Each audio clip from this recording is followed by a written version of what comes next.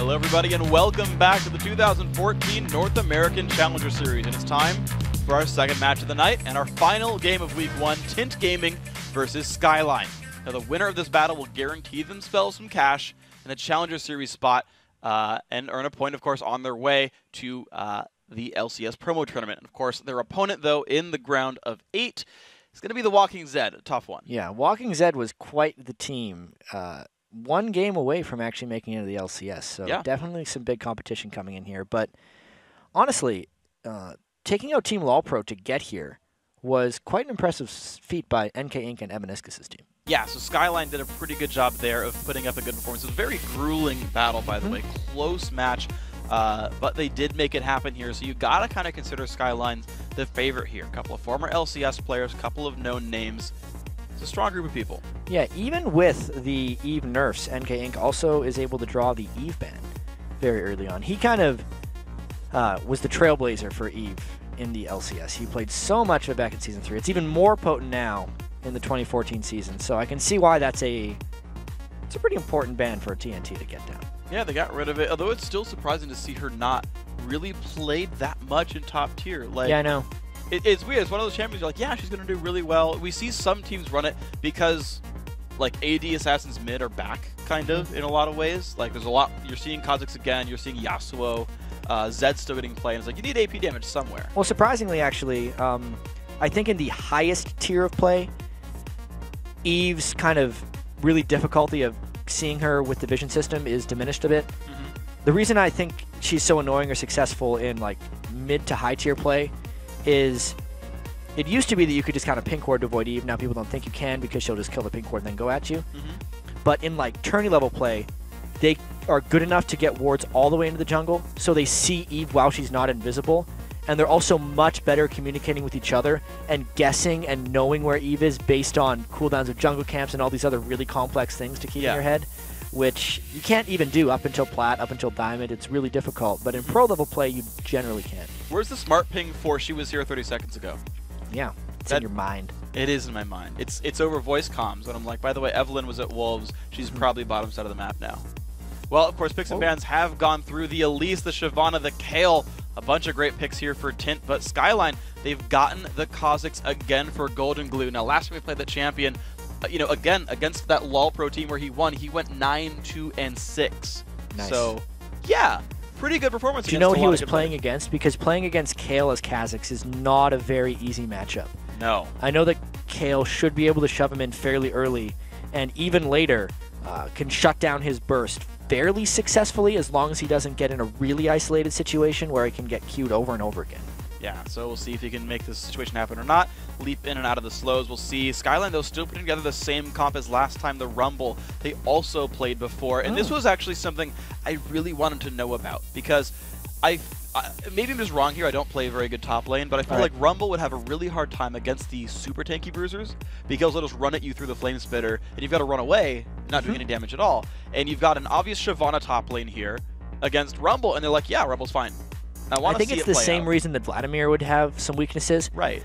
I believe Rumble can survive against Shyvana mainly because having, as silly as it sounds, 2 Electro Harpoons to keep him back, and because Shyvana's move speed is not long enough to go that much over the slow field. He should be able to keep his distance. Against Amundo, I think he'd be much worse. Okay. But I think against Shyvana, it can work. And I also like this for the Skyline team composition as well, because Rumble will hopefully have enough upfront damage that people are low for Golden Glue. Very few top laners nowadays can get kind of team-wide that many people low to let Golden Glue potentially get some resets. And that to me was always, I felt, a requirement for Kha'Zix teams. Now, if you're Gambit and Alex Sitch, you don't care and you play whatever you want because you're that good. But generally speaking, I've seen the only teams that worked well with Kha'Zix were ones that had that upfront damage, that had the Rumbles, that had maybe a Gragas somewhere. Absolutely. Even like Evelyn, but just something to start the fight out, get them low to enable the resets. And that seemed to work out. Yeah, and TNT, obviously, with their team composition, they have a little bit of resetting with Jinx, but mainly they're just a high damage team. I think Shyvana is one of the only tanks in that one, and that's generally pretty good pickings for Kha'Zix. If you're running a one tank team, Kazakhstan oftentimes just jump through that unless the tank gets really out of control. Yeah, how well do you think we can see like Kale blocking that? Because he's got to all in at some point. Like you're not just gonna void spike poke and be like, I got to reset, right? Like at some point he's gonna go in, and how well can the Kale block that? Block the Q, all the damage. He comes in, has no reset, dies. I know. Potentially. Yeah. That's gonna be a fun little mini game to see. That's a really high skill mini game they're gonna have to try and play. Even when Zed was a thing, it was rather difficult for Kales to block it properly. That seems weird to me. I know. Well, it's because he dive in, but that's the crazy thing with Zed is he just does so much damage even before his ult. Like you can just throw out a clone and hit him, and he's down to half, and you're like, well, I didn't kill out that. Like you could kill out the death mark, but there was so much AOE damage that oftentimes you'd hold it on like too late into a fight. I can see that. Yeah, it's a lot of it has to do with sustained damage too. Like against the death mark for sure, it's good. But it's not an easy thing to use. Kale's got to be one of the most difficult champions in the game to play. She's a lot of fun, though. Yeah. I recommend playing her. She's really powerful, all Do you that play fun Kale? stuff. I do. I love Kale. She's one of my favorite mid laners. Did you know? I want you to give me one. Did you know you pretty much one-shot people with QE Lichbane? Okay, that I didn't know. I've seen that happen a few times. We were watching was it a Challenger game yesterday? And there was a late game team fight. We're like, oh, it might turn. We're like, where did the Jinx go? Flash QE. Oh, Kale just flash QE'd it. Yeah. All right. Did you know the only spell she has with a cast animation is her Q? True. No, her W. No, you can move W. Yeah. The only spell that cast animation is her Q. Everything else is instant cast. We mentioned this the other day, but did you know she's one of 2 champions whose ranged auto attack can hit through the wind wall because there's no projectile? Yeah, her and Thresh, right? Yeah. Yep. Let's see. Did you know the best time to ult SKL against Zed is actually when he starts the ulti, not just the death mark at the end? Because they will almost always burst through and do all of that, and if you block the damage, then you're fine. Did you know the splash damage from her E does not work with Hurricane? The splash is on attack when she swings, not when she hits something. So she only gets one splash. And it's a melee attack, isn't it? No, she becomes ranged. Oh, okay. She's technically ranged, so she's you stop getting Ravenous Hydra. She will actually become ranged and melee based on form, like Jace, like Elise, like Nidalee. So you only splash on attack, which is only once, and then you have the just slightly higher bonus damage on the target you chose, which will go to everything, which will work 3 times. So you do get like a decent amount of bonus damage, but you don't splash 3 times. Yeah, she's pretty good in like shred compositions back when people were really trying to stack armor pen and magic pen as well. Yeah. It's often a very forgotten thing about Kale since she has so much burst damage that she actually shreds you over time by putting up Holy Fervor stacks, I think is the name of it. If that's still the name. I don't actually remember anymore. Yeah. Because I know her passive changed a couple times. The shred thingy. Yeah, the shred thingy. Her passive. We're good. That's how we actually do it officially as casters here.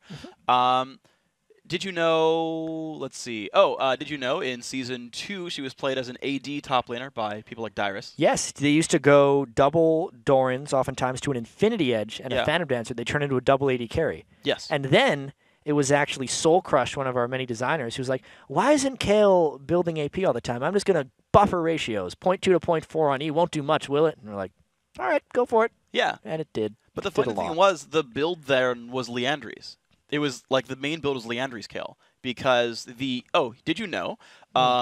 E is one of the very few, like, I'm trying to think about how to describe it right, but it's like a repeatable attack thing that actually triggers like on spell effects. Attack thing. Well, so for example, like Teemo's Toxic Shot doesn't spell vamp, doesn't apply Rylays. Right. It's like a special cased spell. Right. Yeah, it doesn't. There's nothing special there. So, but Kale, her E will trigger things like Rylays and Liandry's and whatnot, and that was initially the big build before Lichbane Nashor's Tooth became the big thing because it would work. It would also apply Lizard Elder. Now, guys, as the teams load into the Rift, let's take a moment and look at how these teams got there, starting with Tint Gaming. Yeah, so Tint Gaming, who I'm going to probably call TNT, they beat a team called Jet Fuel on Friday in a 48-minute slugfest, so very close game. The top laner Drill had a huge game on Renekton, but it was actually the play of their AD carry, Evan RL, that carried them to victory. He was 9-0-6 on Caitlyn, which is impressive in a game that long, Freak. Yeah, it really is. Not dying as AD carries, sometimes a very difficult thing to do. Of course, on the other side of the Rift tonight is Skyline, a team with a couple of familiar names on the roster. Yeah, so Skyline actually pulled off an upset on Friday when they took out the former Curse mid laner Nijacky's team, which was LOL Pro. Skyline was the 15 seed, while Lawpro was the 6 seed. Nijaki wasn't the only former pro in that game, actually. Skyline has a couple former members of Velocity Esports on their roster. NK Inc., the jungler for Velocity, as we were talking about, drew the Eve ban early. He was in last summer.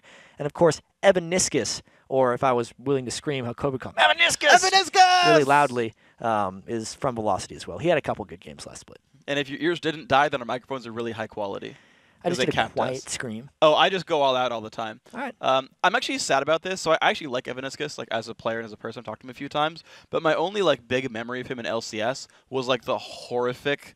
I was gonna say horrifying, then it said horrific, so it just sounded bad. I just remember him dying a whole bunch. Is that what you're gonna say? A really bad Lissandra game.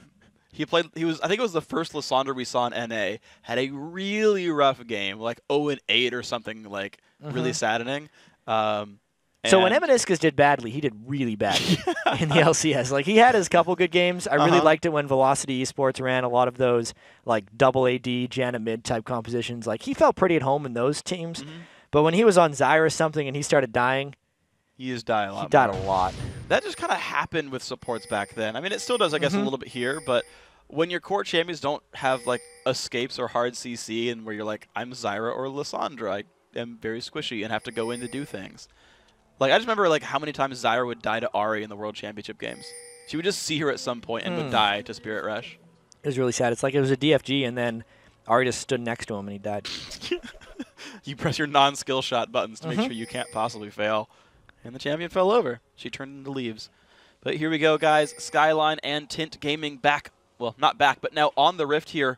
Best of one. Winner plays the Walking Zed next Saturday. In the top 8, on their way towards the LCS. We'll see if these guys can do it. Right now, Ezreal just taunting, saying that Jinx belongs in a museum. But I feel like she'd rather blow one up than walk into one. She would. Yeah. Yep. You belong in a museum. Man, he really wants her to know about this. I got to say, though, I'm pretty excited to see the Rumble Kha'Zix synergy. It's been a while since we've seen Rumble in the top lane. I think the last one was Balls in the Battle of the Atlantic. We'll see how well Jezzy can do. I think it's definitely going to be worth watching whether his Electro Harpoon can keep Shyvana at bay and whether he gets trained down like frequently or not. Yeah. Because if he can farm up and become a strong Rumble, the synergy between him and Golden Glue's Kha'Zix is going to be really high. It's true. It's going to be a really easy comp. And you even have Jarvan there just to lock him in place for a bit more fire. You've got Ezreal to fire across the top. So there's actually a good amount of synergy. Like, 4 members of Skyline are there kind of, at least in part, to make Kha'Zix work. Tint moving in, though, for the jungle. Looks like a 3-on-2 here. And, yeah, Skyline's got to give it up. And yeah, good delayed invade. Yeah, I like how late it was because Inkake was, like, ready to go for the red buff and is like, still hasn't even started his jungle yet, and the red buff's already taken. Now he's got to run all the way back across the other side of the map, and it's a kind of a late developing lane swap as well. They're going to 1v2 Rumble. Okay. Which, by the way, is much worse now than it was maybe 6 months or so ago. A nerf that used to happen to him is a 10 damage got taken off of his Electro Harpoon. Yeah. Which doesn't seem all that consequential, but we were talking about last hitting under turret and the difficulties you have by yourself. It took it under the threshold to last hit the range minion with one shot. So 1v2ing his Rumble is really difficult now if he wants to get farm. It means he has to tag it with his Flame Spitter and then get Electro Harpoons down on it. One of the hardest things, by the way, is last hitting a minion with a Flame Spitter because the damage ticks are so low on minions. Yep. Like, I mean, getting the first hit and then Eing afterwards, sure. Okay, Skyline, though, this is good. They got the 2v1 lane bottom, and so they rotated down to their enemy's red buff, and they got that successfully. So the late invade didn't really hurt Skyline that much. Now, guys, we got a quick pause. We're gonna get ourselves back into the game in a second, but we've just seen the early jungle developments.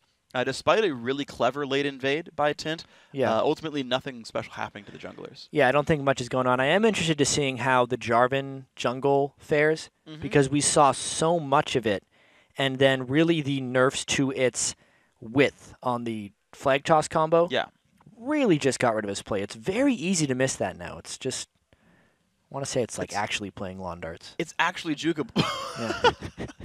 To me, it's really hard to land. To me, as a guy who lanes more than I play jungle, I just like, oh, it's actually dodgeable now. This is nice. And I'm just like smugly happy about this. It's like, oh, I have counterplay. How sweet.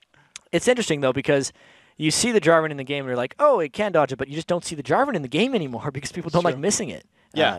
If he's good enough to land these skills, though, it's still the same old Jarvan. He's still got the same damage. He still bursts crazy hard, and his ganks are incredibly potent.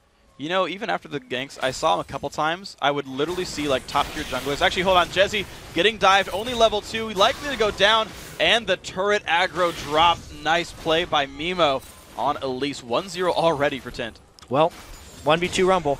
Turns very quickly into 1v3 Rumble, and look out. Wow. Kale. Where was he going? We must have missed a little bit of that action while we were paying attention to the 3-man in the top lane, but yeah. I would have to think that he was trying to escape a gank through there because he was pushed up in the lane. Yeah. Not that he was trying to rotate to the top lane. That is the most likely explanation. I mean, everyone burning their flashes for that one. 3 summoners for 1. Definitely a hardcore chase at the end of all that. So 1 for 1 in this one. But to continue the Jarvan point I was making, so after the nerfs, I would occasionally see like very top tier junglers would flash W because they to slow it down. Right, to slow them down because they knew that if they flash, they could still catch with the EQ, and then they would EQ long to catch the flash. So there we go. Taishi getting jumped on, and he has to run to the left. Yeah, it's because NKN came down from the bottom side, and then he flashed, EQ'd, and forced a flash. But that's why the chase was a little bit longer. NK Inc. does get the red buff proc on. And I actually agree with you on Jarvan plays there. You too often see Jarvan's just like not getting into auto attack range first, especially when you have a red buff. It's oftentimes worth it to just flash and hit him once. Yep. Especially as Udyr in the jungle, if you have a red buff, a lot of people will, like, since you're going to catch him anyway with Bear, they think, oh, I'll just run up to him and force the flash, and then I'll flash after. But it's actually better to point-blank flash into them and get the Bear stun, because the slow plus the stun duration will allow you to catch him afterwards anyways. Oh, wow. Yeah.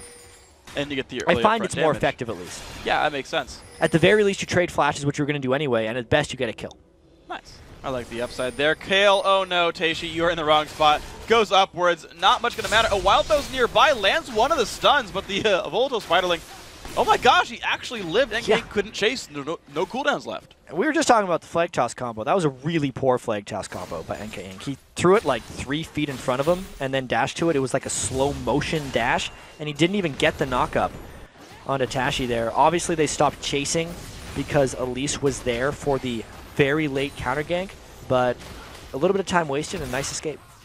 Oh, well played then by Kale, making that one happen. Last thing in a turret, Drill only got one of them at the end there. Slightly late attack the one before that. It's okay, we'll forgive him.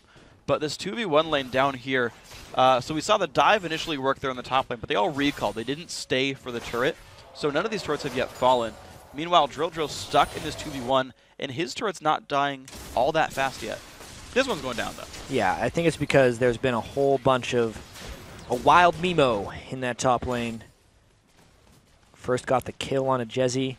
Second was able to finish off the turret.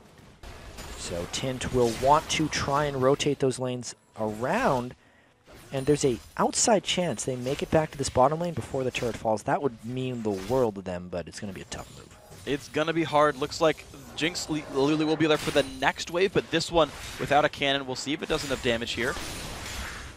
Okay, Taishi getting rid of some of his minions, and this is close. Last minion is going down. Not that much damage left in the turret. They got their dual lane back. Plus, they got a BF sword now to a Doran's Blade. So when Jinx arrives back in that lane against Impactful, which, by the way, some people say isn't a word. I disagree. I don't think it is. Yeah. I've seen it on some online dictionaries, but not on others. And it depends what reference you want to use. I've always been a proponent of English is whatever language you want it to be. Okay. Yeah, the same way that, like, LOL is something that people say now. And selfie? Word of the year. Selfie is, unfortunately, a word. But it's okay. It exists as YOLO. Well. I mean, YOLO's an acronym, but still. According to our writer, Merriam-Webster does say that impactful is a word. So whoever told me that impactful wasn't a word is not true. We just about had a pause there, but just kidding. Luckily, we didn't have to. No pause at all. There are no bears in this game whatsoever. None of these champions would have pause, actually. I don't think Yordles count. I feel like they don't have pause. What about like a Kha'Zix before he grew up? If he wasn't Mecha Kha'Zix, would those be considered pause? I mean, does a praying mantis like ever have paws, or are they always like sweet freaking scythe arms? They're kind of scythe arms. Yeah. Rainbow Scyther, by the way, is the unofficial name. Oh no, dude, Rumble, he's a furry little guy. He's got paws. Yordles have paws. I asked that. Do Yordles have paws? Rumble better have paws. Why? He's a Yordle. Otherwise, got a severe hair problem. I mean, you could just be a furry dude. Mountain men, all of them. All Yordles are There's actually... a difference between being a little hairy and having hair all over your face, freak. It's a really long mustache and really long bangs. Yes. It's just a ridiculously low hairline. You never guess it. Really big eyebrows, maybe? Bushy eyebrows right there. Anyways, it's a pretty big lead here for Tint Gaming. And I actually have a question that you're going to probably be able to answer for me. Is the blue side team always the higher seed in these up until the point? They get choice. They get choice. Okay. So the way it works is we actually assume players want blue side. Historically, teams always tend to ask for blue side. And so it's like, if you don't say anything, we'll assume that you wanted blue. And so it just keeps things going. But like, for example, in the World Championships, like SKT and Royal both asked for red. A lot of times they do for picks and bans. Yeah, every once in a while. So some of these guys do ask for red. I believe this was a standard Tint ask for blue here. I'm also actually not entirely certain on the ruling. We do have a pause real quick, so we'll talk about this. I actually don't remember. I need to look up the rule of how seeding works. Like if you get an upset win, like do you take over their seed? Like the spot on the bracket is always higher seeded, or if you have to upset everyone, you're just like, well, I'm still lowest seed the entire way through. Yeah, we'll get the word on that. I'm Probably sure. the latter is my guess. That the I don't think it would, I don't think it would 22. dynamically reseed. I think it would just be a bracket style, so teams have more time to prepare. Yeah, that was definitely the logic for seeding at Worlds when they were seeded in from the group stage. It was a full bracket through. Yeah. Okay. So anyway, So game started out, a little bit of a gold lead here for Tint. Good sort of turret play so far. They've gotten their own turret here. We're going to get the game on pause about 20 seconds. That's the word we're hearing, so no big deal. We are playing on a delay from the game itself. Yep. And then it lets us do cool things like this. We never see a secret. pause screen. We can lie to you about stuff. We get to talk for like 6 minutes before game starts. Yeah. We also know when it's going to end. And so we can be like, I don't know when it's going to end. They don't tell us when it's going to end. He's told me. You are a little cheater. I'm not doing the analysis. I'm like, I think this might be a game-winning push. No, there's not going to be a fight. I like spectate my other computer and be like, I really think they're going to go for a 3-on-1 dive because of, I think it's going to work. How does he always know? I'm just really good. That's the secret to the crystal ball. We actually not time-lapse. Everything's actually slightly in the past. The games are played like a day beforehand. Starting theories for you. That's not true. Starting theories. Dangerous theories.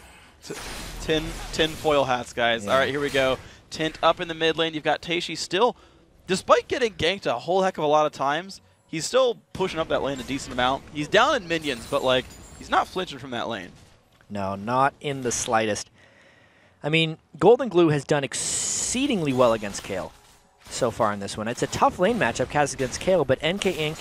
has given him the ganks when it really matters, and it's allowed him to pull up a CS advantage. He's going to want to get that Ravenous Hydra as quickly as possible. We got to see Kaz a couple times in the North American LCS to very varying success rates. Yeah, we really have Tint, though, in control over this dragon right there. Looks like they're getting their first, but it's what looks like a 5v5 if they show up here. Slow and Evaniscus pull onto Evan RL. The play as well. Rumblety comes across the flash away. Who's going to go down first? A lot of damage on Evaniscus. The chase still in. Kale goes down first. Looks like a big fight here for Skyline. They've picked up 2 so far, cutting backwards. Evaniscus not going to land the play, but Tint on the run now. Jezzy gets his spells back up. Going to land the slows onto Evan RL. Jezzy picks up the first kill. Looks like that was a pretty amazing fight. 3 for 0. They lost the dragon, but they got themselves right back there in gold. Got another quick game pause for you guys, but SKL wrecked that fight. Oh, yeah. Just now. The Rumble ultimate placement was exquisite in that one. It got everyone low, and then there was a really nice push-pull, I think, by NK Inc.'s Jarvan being in and out in that fight, really utilizing that flag toss to its best abilities. That's actually one of the cool things about what Jarvan can do is when you go in for the knockup, 2 really minor things. So one, you never want to W immediately because they're still in the air. You'll lose slow duration, right? EQ, hit them, pop the shield a little bit late for extra slow, but also then because you have a shield and they are slowed, that same move that you talked about where you can walk back and get out there, right, and get out of range is much easier to do because they can't follow you in the first place. And I know some junglers, I know Meteor started talking about this by the end of Season 3. He was like, I started maxing shield second, and that's crazy. Like, max rank shield in a full team fight's like over 400 points. As far as just being tanky, since a lot of the jungles, Jarvans, are just exceedingly just meat shields. Yeah, their job is to be tanky. And you do get 3% attack speed for your team per rank in the flag toss, but the cooldown doesn't go down. The damage goes up, okay, sure, but like you don't get that much per rank up. And he's like, oh, at level 13, I have 400 bonus health and a bigger slow. That's great for us. And he's just about got his first big jungle item, too. Not a huge amount of farm, but definitely outpacing a Wild Mimo. NK Inc. spent much less time 3-man pushing lanes and much more time farming. So even though they're down 2 turrets, they're almost caught up in gold, which means there's a lot of unclaimed gold on that map for Skyline if they can get any type of push going now that they've shown they can win some of these fights. Definitely can right here. We're still waiting on the Kazakhs to really go mental in this one. He went 2-0-1 in the last fight, has the Tiamat, has the Vamp Scepter, so Hydra's not far apart, but we've seen some good starts to these fights overall. Yeah, Tiamat making that pretty easy to clear for these guys, and just to keep you guys up to date, the Kazakhs did evolve his Q. This is what he's maxing as well. We've seen different builds. I've seen evolve the Spike Racks for wave clear. I've seen even maxing Spike Racks as well for wave clear, but it's all Assassin right now. It's pretty rare that we'll see the W. It's occasionally done nowadays, although it's a very cool explosion particle. It's a bit of a shame we don't get to see it more often from these guys. I think just the assassination potential from the Q and then the reset potential from the E is an absolute must. Oh, yeah. That by the end of the game, they want the 3rd stealth, so you very rarely get to see the W. It's too bad. It's a fun one still. It does have more slow, so I feel like you really need poke or you really need just, I don't know, somehow some more extra catch potential over everything else. Yeah. I don't imagine you'd never not evolve Q, though, at the end of the game, just because the damage is there, but... People didn't used to evolve Q. That's true, actually, you're right. W was a big thing. But I guess the W evolve was enough damage boost. The Rebel ulti coming across. Mimo not super happy with that one. Clipped by the Ezreal, but no one's going to go in on that one. Just forcing a couple of retreats there as Elise goes back in the jungle to farm. Well, with Equalizer down now, there's a little potential if Shyvana wanted to engage, but actually Jojo comes in from the side instead of the back. If they catch a Cocoon, I think they would have been in. They just didn't quite get it. If we look at these teams overall, there's very low amounts of initiation from Tint.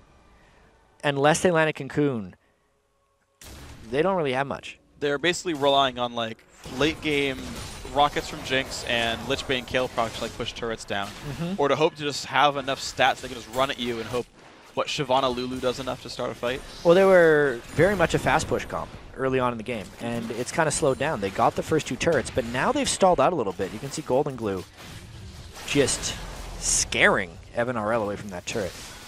We'll then leave him to go and grab the rest of the minions, but that does make it the first turret of the game here for Skyline.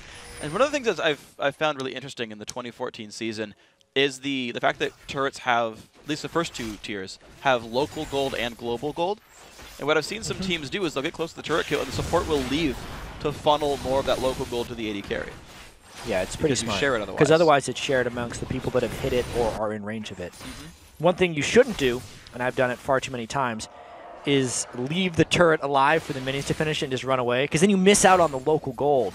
Yeah. You feel like an idiot afterwards, which I've done a lot. 150 for the outer ring. And I actually have seen games where I'm like, I feel like they should let the turret die, even though they give 500 total global gold around.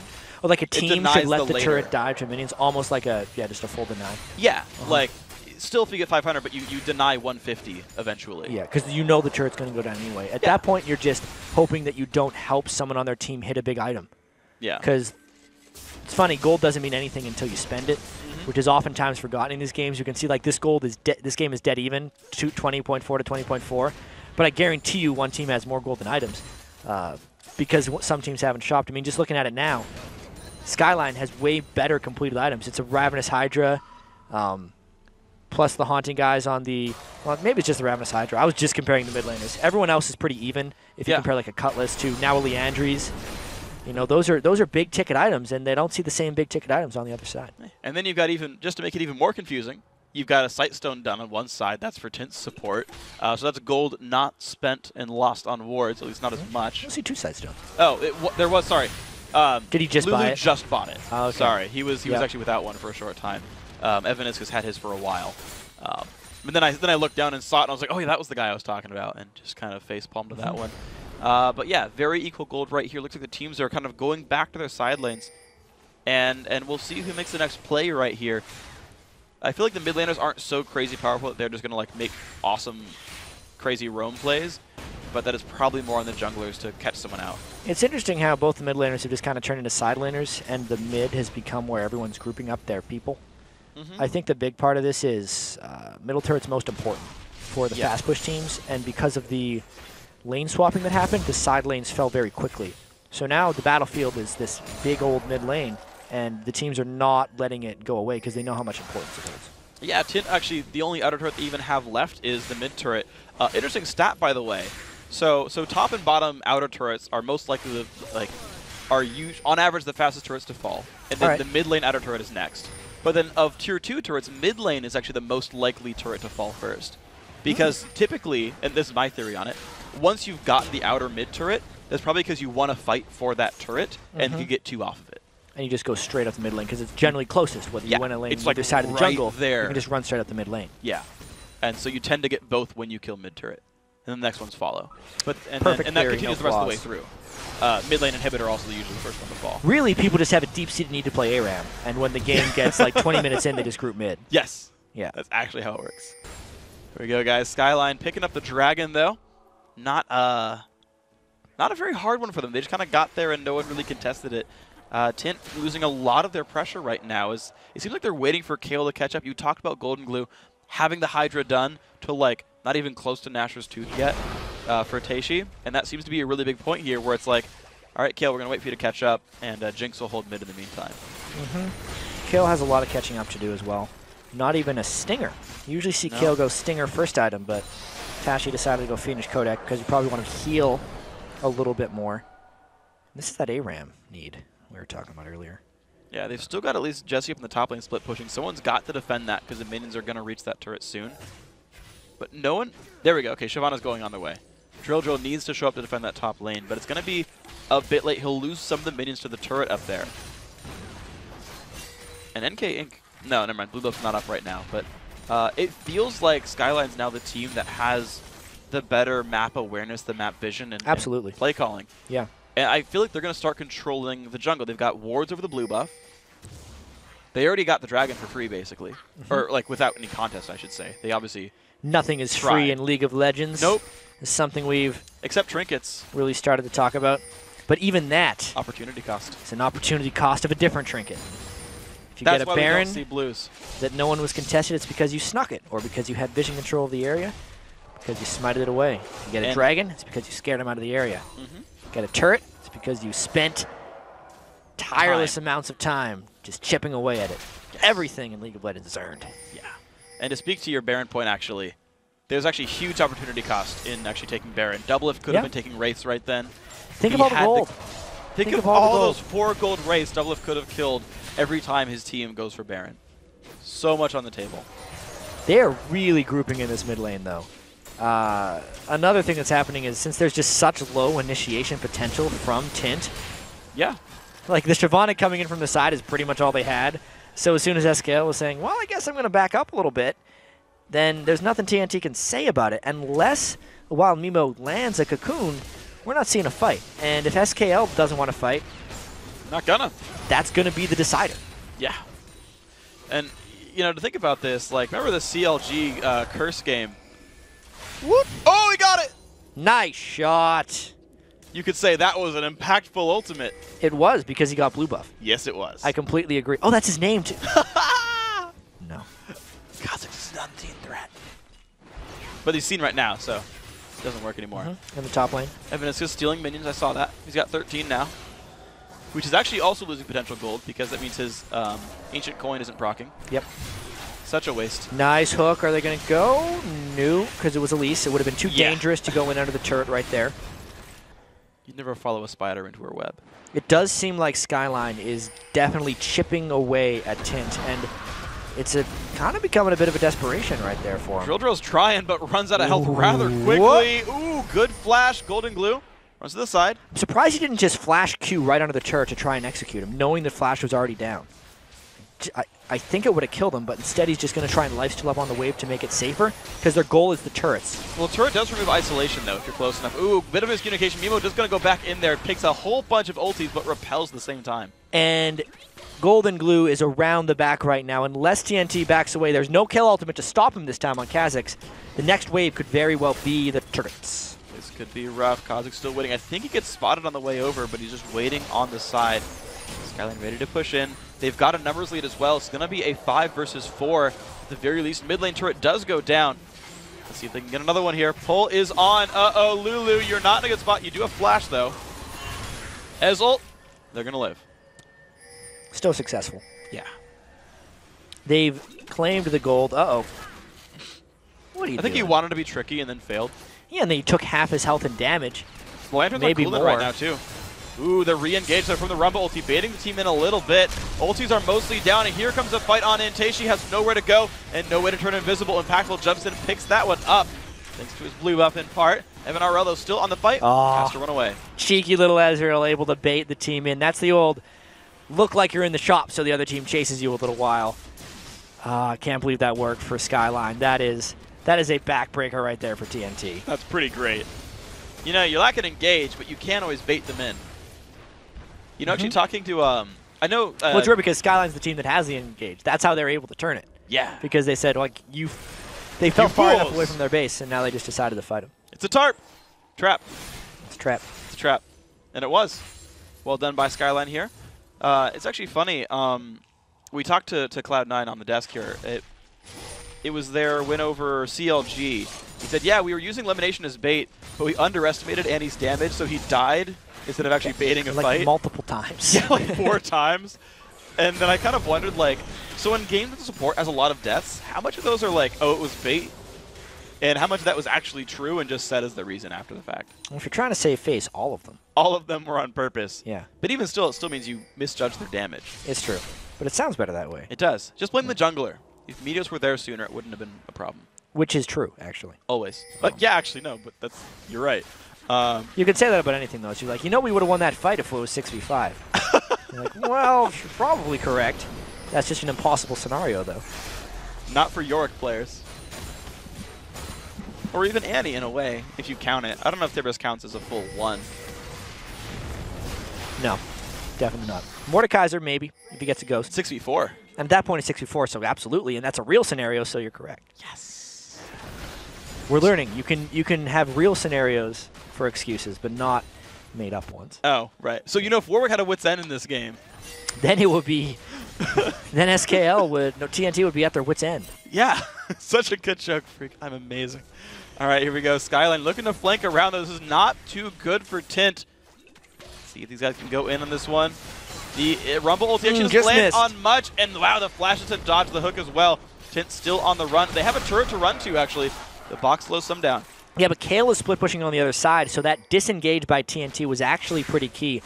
Taishi just now getting a little bit of damage down with that Nashor's Tooth, and TNT's going to want to stick around and distract SKL as long as possible for this one without actually getting a fight because they want time for Kale. Or they're just going to dive in for 4v4. Lulu ult knocks up every single one. Jinx gets excited. The dive is here. Oh my god. NK Inc., you knocked in your own team. He got himself and his friend killed. Only Impactful's going to survive. 3 for 0, and Kale gets away from the Kha'Zix defense. So the one big initiation they could have is Shyvana plus Lulu for the big dive, and they pulled it off just now. Again, it doesn't really matter if they hook the Elise because there's no follow-up potential, and Shyvana gets the knock-up on everybody because Lulu got it right there. And yes, as the Flay hit, the Jarvan ult also did, and that's a bad place for NK Inc. and Evaniscus to get trapped in.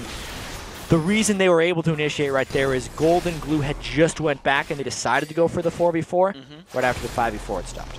And you got to consider when the mid laner who was 2-0-1 had the highest CS in the game by like 60 backs, that's a big loss in power. Skyline. Huge amount of gold just left that team. Yep, and that's why just looking at the gold doesn't always matter. It's the gold and where it is and who has spent it and what they've got because of it. And that gold just went down the drain right there. So Tint really back in this game. 1,000 gold apart between these teams. Kale really catching up a bit here. Still hasn't upgraded boots, but is on the way towards, I'm guessing, the Lich Bane. Gotta be. Well, we did see one player, it was Challenger actually last night, Nashor's Deathcap Void Staff. No Lich Bane until the 4th item. Still probably pretty successful, I imagine. Oh yeah, very strong, but just a different look for it. Less bursty. It was ironically the more auto attack focused build because you have a higher ratio for the constant swings. Yeah, the reason I think that Taishi is going to go for a Lich Bane here is they just found their first seed of success doing a split push, and the Lich Bane will become a bigger threat for that situation. Oh, absolutely, but unfortunately, he's not in a good spot. Gets hooked as well. A lot of burst on him. There's the ulti. Baits in Kha'Zix a little bit. Oh, but no. Look at that combo. 1 has gone down. It's going to be more. 2 have fallen, and there are the resets. 3 so far. NK Inc. even gets out safely. Can the chase continue? Only 2 members left for Tint. That was just a fantastic catch. This time they comboed the Cataclysm with the Equalizer. Check this out. NK goes over the wall. Doesn't matter if he doesn't get a knock-up. He was just getting himself in position.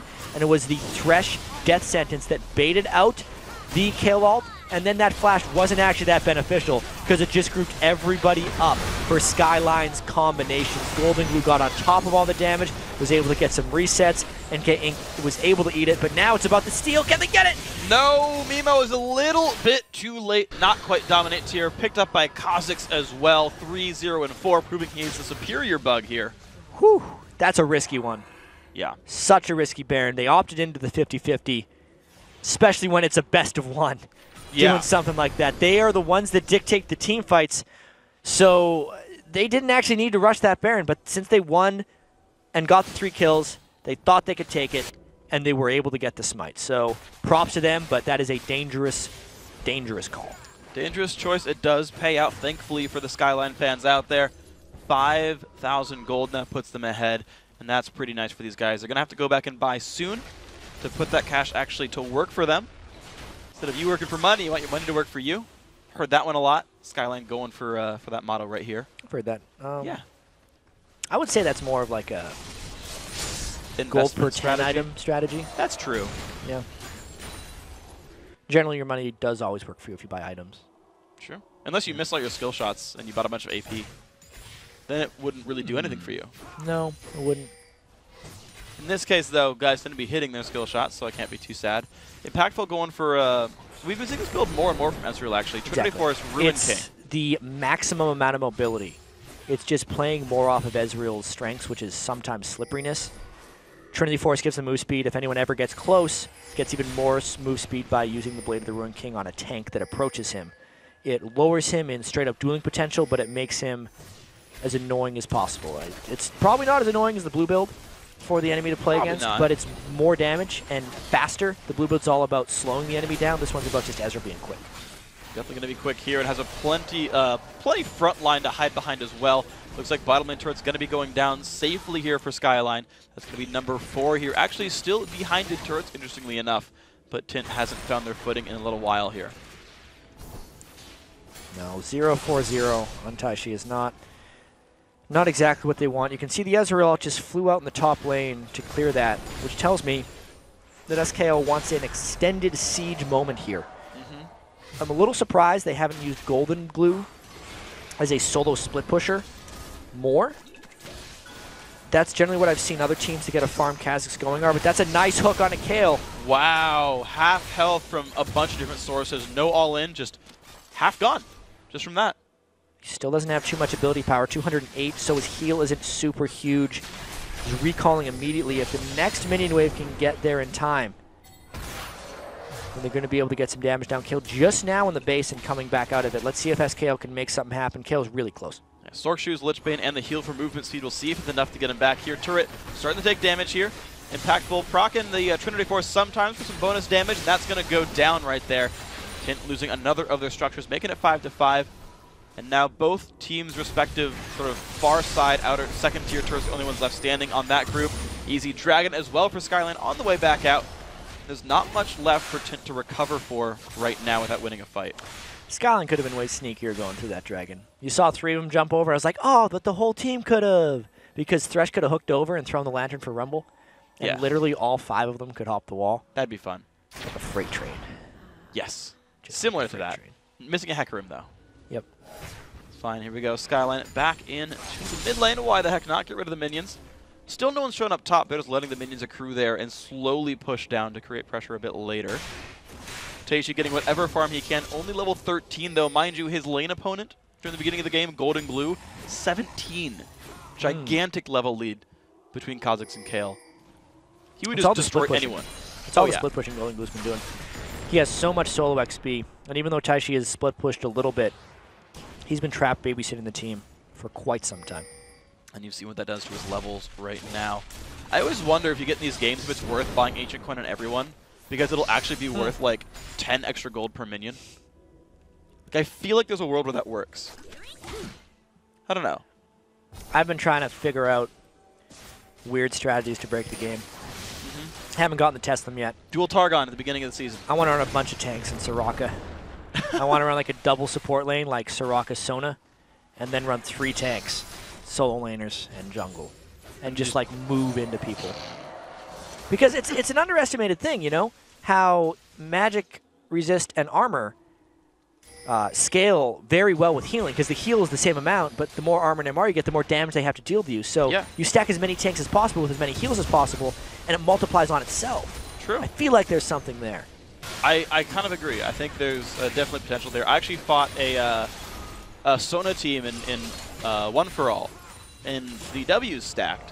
So they've all got. Dear Lord. I think they did anyway, because I saw a lot of buffs on their buff bars, and so they all have like 70 bonus armor MR or something silly, and it's like, yeah, it's kind of hard to kill. Absolutely. And they all heal for 200 apiece and target what? It's the lowest health nearby by percent health. The lowest, Lowest percent and health yourself. Nearby champion plus you, so they'd all heal the same guy. Then you would get the bonus like 6 armor MR from being targeted by the heal. And life was just painful. Damn. I was Ash, you had to spike him out with arrows and stuns. Skyline's doing a pretty good job pushing these turrets around, though. TNT is not able to follow them, and they have a huge minion wave here, so clearing it is very difficult. And we may see them get a whole bunch of turret damage here.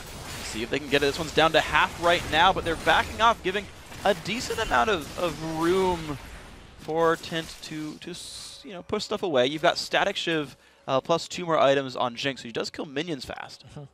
We'll see if they're safe enough otherwise. Gonna do some more ward sweeping. Looks like actually with Baron in 40 seconds, Skyline might take the time to prep that fully. You got a couple guys looking to recall, a couple guys putting wards down. Looks like Skyline are happy to take some time and just go objectives. Yeah, they're completely fine taking their time with this one. They know it's the best of one. They made their rush move by sneaking the Baron, well, not sneaking the Baron, by trading a Baron 50-50 and just trusting NKing Smite ability. Now it's time to play a little more conservative. You don't want to flip a coin too many times. At some points you hit tails. Unless you call tails, in which case, that's okay. Yeah. I think they're waiting for the next Baron. There's no reason for them to stick around and turret dive when they can just get the Baron to come up again, considering TNT has no control in the area. They can sweep out any wards they see them place. They probably know that that's the deepest ward that the entire team has there, and they're just going to maybe play around this corner and try to catch people. Well, they caught Wild Nemo, knocked him there. Goodbye! He is dead. Drill forced to run, and the chase is on. There's the equalizer combo. He's going to get flashed out of, though.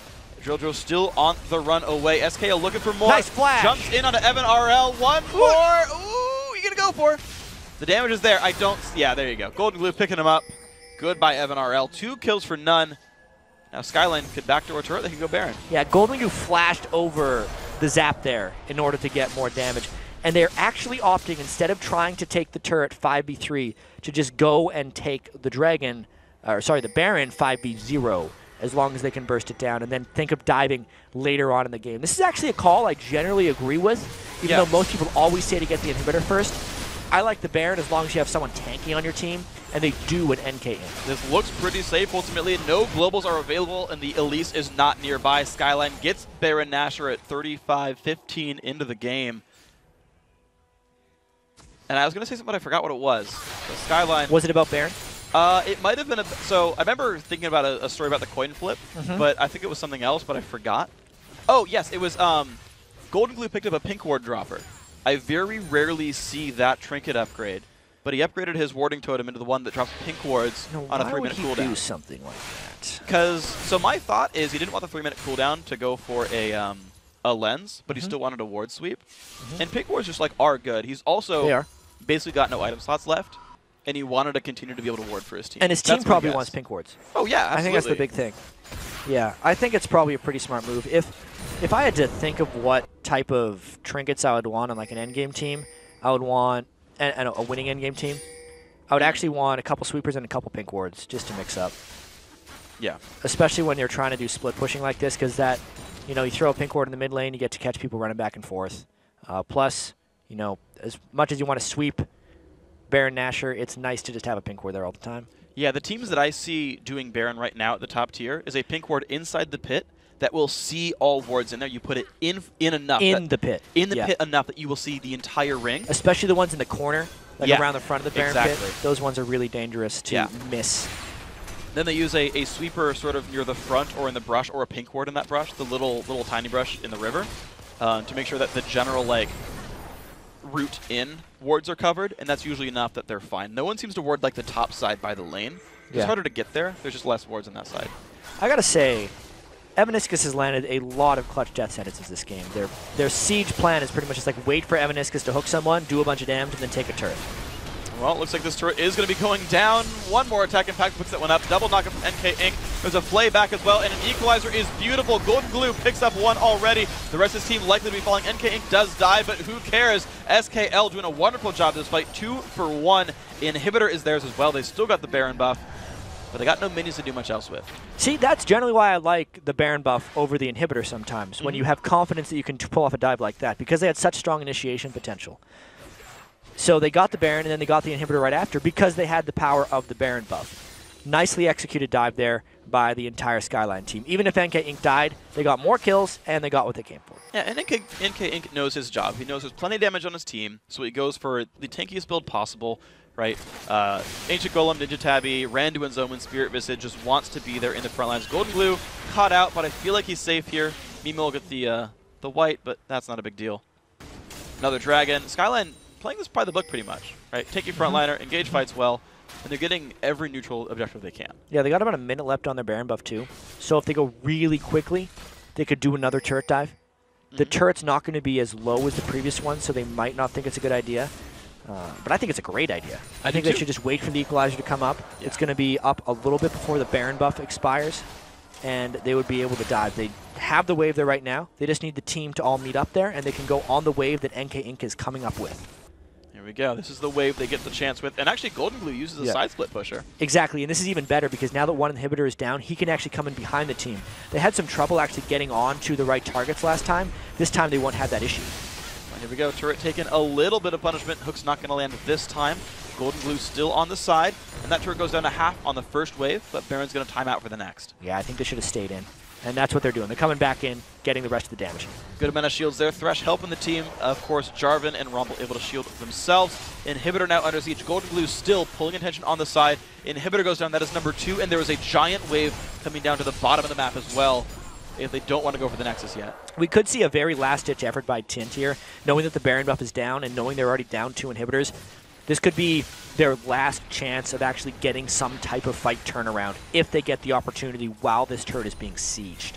Well, here they go. Kha'Zix off to the side. The whole team down here in front of the inhib. Box comes up, but that doesn't land on anything. Wanted to catch Drill, doesn't do it. This turret down dangerously low. That's going to fall as well. All 9 outer turrets are gone. Beautiful equalizer. Great Rumble ulti. Great Jarvan ulti. A lot of health bars dropping. Tint. First one goes down. That's one picked up. Impactful. Forced to run back. Golden Glue low as well, but has a Guardian Angel. He's going to be safe so far. A lot of ultis burned from Tint as well. Very few comeback mechanics left. Kayle ulti onto herself. That's going to be Jinx falling over. Golden Glue diving in to deal some damage. Popping his GA. Drill in the middle of the enemy team. Jezzy dropped low as well. Does Kayle have the damage? Still. Zhonya's Hourglass keeping Jezzy up there and pulls a lantern. No one on Skyline is dropping. 5 versus 2, 16-5 overall score. Now the kill onto Taishi. Yeah, he's going down. Very well played by Skyline. A controlled battle. Nexus falls down. They will be playing next week. Yeah, and at the very end of that, despite all the chaos, nobody on Skyline went down. A very controlled victory, surprisingly. Yeah. I think they really just realized that Tint could not initiate on them, and they played by the book. almost the entire time. I do think the Baron steal, or sorry, not the Baron steal, the Baron take when they had a 50-50 smite against Elise was probably the biggest turning point. But aside from that, they played solid. Well, well done by these guys coming back from a bit of an early game deficit. But of course, now that the play-in round of the Challenger Series is in our match history, let's take a look at the fully filled out North American bracket. On the top half of this bracket, the Walking Zed will play Skyline in the first quarterfinal showdown in a best-of-3. Yeah, the second quarterfinal matchup features the Chinese powerhouse LMQ taking on YSO Esports on January 26th. In the bottom half of the bracket, Determined Gaming will take on Curse Academy on February 1st, while Cognitive Gaming will face off against VVV Gaming White on February 2nd. And while that's it for the week's league action, we are less than 4 days away from week 2 of the LCS and Challenger Series. Coming up Thursday, the European LCS kicks off with Millennium taking on an Alliance squad still searching for its first victory. Our coverage of this begins 10 a.m. Pacific, 1900 Central European Time. And then immediately following the LCS matches, the European Challenger Series takes to the Rift with the first quarterfinal showdown over there. Nuke Duck, Zoro Zero, and the Ninjas in Pajamas look for redemption in the Challenger Series when they take on Team Kappa Prime, who had a very nice Yasuo Trundle combo in a best-of-3 throwdown. If you didn't say that, I was going to, because that was a lot of fun to watch and cast. But guys, that does it for us here, and an incredible week 1 of the North American Challenger Series. Once again, thanks to our friends at Coca-Cola. Now for myself, Jat, and the entire wonderful live broadcast crew, thank you for watching, good night, and GG.